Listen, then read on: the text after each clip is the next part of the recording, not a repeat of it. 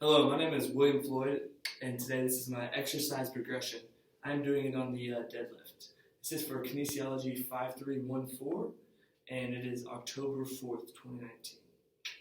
Okay, so for you to understand kind of the progression of the deadlift, the true deadlift that we're focusing on today, I think it's important that we talk about the muscles that are being used, the muscles that are being activated when you deadlift, and also the different types of deadlift that there are that you will see out there. So the two different main types of deadlifts that we have is the traditional straight bar deadlift, where you're lifting here, and the other one is the hex bar deadlift, where your hands are here for the lift. The muscles being used and activated while doing the deadlift start from all the way up at your traps, from grabbing the bar and the little pull you get, through your lats, from pulling back, through your scaps, from pulling back and keeping the bar tight in that position we want to maintain throughout the lift. We also then have our core, which we want to keep tight at all times through this lift. After that, it moves down to hamstrings from our hinge when we're hinging and igniting those hamstrings into play. We have our thighs, we have our inner thighs, and we have our quads. We also go all the way down to our calves when we're pulling through and pushing all the way up through the ground. We also get a little bit of a lower back work in there too, from the hinge position to where we come up. And lastly, the gluteus maximus will take on a lot of responsibility of this lift, from igniting and pulling us out of that hinge and firing everything. With understanding the different muscles that are affected when doing the deadlift, it is also very important to get a full body warm-up going, to get those muscles engaged and doing things before stepping into this deadlift. A lot of these progressions will help you get there, but they also teach you the moves that we're looking for you to make on the true straight bar deadlift. The first exercise that we will be doing in our progression will be a hip banded hinge. And so what it will be is you will have a band attached to a wall or to a rack of dumbbells, anything you have. Usually something you probably can't pull apart with your arms, but not something so crazy that when it pulls you, it's going to pull you back. So you're going to put that on the wall, you're going to wrap it around, you step out, you're going to be stepping out till you have tension, and you're going to have your hands by your side, you're going to have your feet shoulder width apart, and you're just going to do a true hip hinge. Slide bend in the knees all the way down, and then firing through the gluteus maximus on the way up. Again, you want to just feel that hamstrings start to engage and pull up. This hinge is important because when you go down to pick up the bar in the deadlift, you don't just want to bend over and go down. You have a slight bend in your knees, and then you hip hinge down to the bar so you're in a strong, stable position to make the lift. The next exercise we have in our progression is going to be an elevated kettlebell deadlift. So what you're going to do here is you want to grab two. If you're super tall, you can grab 3 plates, 45-pound plates. You're going to stack those down on the floor in front of you. You're then going to get a light to medium kettlebell, bring that over. You're going to set it just on the edge of the 45-pound plates. What you're going to do here is get in the exact same position that we did those hinges in. Feet shoulder width apart, hands by your side, and you're now going to look to hinge down for the plates being holding the kettlebell off the ground. That is going to take out a little bit of the range of motion and just allow you to get some feel on that actual hinge lift and pulling up of the deadlift.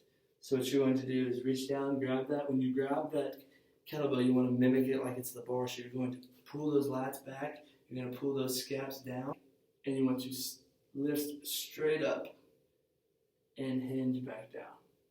Lift straight up and hinge back down with that kettlebell while pulling it apart.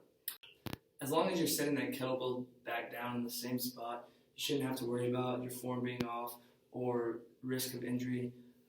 As long as you're not feeling anything in your back, you just want to make sure you feel on that hinge those hamstrings activating. That is a key part. But again, if you're sitting down in the same spot, your hamstrings will be activating and your back will stay strong and flat. The next exercise we have in the progression is going to be a kettlebell deadlift from the floor. So we're going to get rid of those 45-pound plates, and we're going to add in the full range of motion and get the true feel of an actual deadlift. So we're going to, like we said, feet shoulder width apart, hands by your side.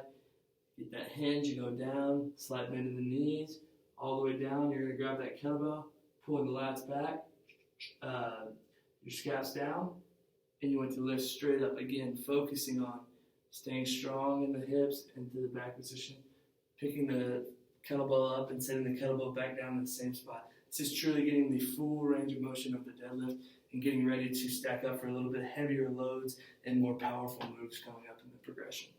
The next exercise we have in our exercise progression towards the straight bar deadlift is the hex bar deadlift. Like we said at the beginning, this is one of the main types that you see a lot of athletes using.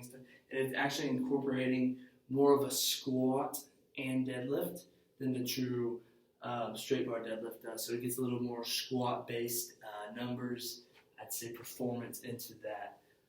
For this one, you're going to be standing inside the hexagon on the hex bar. Next thing we're going to do is we're going to lock those feet in at shoulder width, and we're going to begin our hinge process, slightly bending the knees, going down, and grabbing the sides of the hex bar. When you get there, you want to get a solid grip, lock it in, knees out, fighting for good positioning, and you want to lift straight up and back down. In this exercise, you might notice that you feel like you're sitting a little more back. That is what it's made to do, to teach you to sit back in that motion and to really get that squat aspect, like we were saying. It's like a squat down into it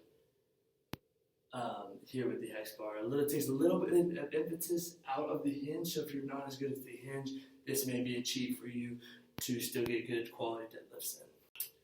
Lastly, here we have our final step in the progression, and that is the straight bar deadlift. It is tough for a lot of people to master this one just because of the multitude of positions that you have to be into to be really good at this lift. In the exercises that we've done here, we've worked on our hinge to bend down and get to the bar, to put us in that prime position to hit a good lift. We then worked on using that with a little bit of a pull through the back and through the hamstrings and the legs as we come up. We then progressed that to a full range of motion to really feel the entire exercise and what you're doing, what your body's feeling in those motions. And then we stepped it up, of course, to the hex bar deadlift and incorporated a little more squat into the motion and developed a little bit of power through that one and a little more of an explosive lift like this straight bar deadlift is. Which is an exercise that appears quite simple, but without great form, it is very hard to be good at that straight bar deadlift. So what you do here is you're going to step up, have the bar just over your toes in front, shoulder width apart, hinge down, same game we've been doing with the hex bar and all that.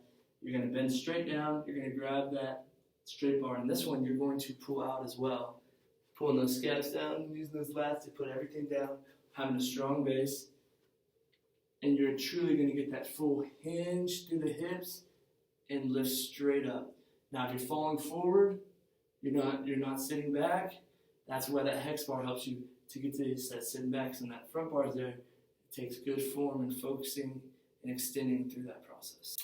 And just like that, we know the progressions of how to get to a straight bar deadlift and exercises that you can use to help strengthen that deadlift.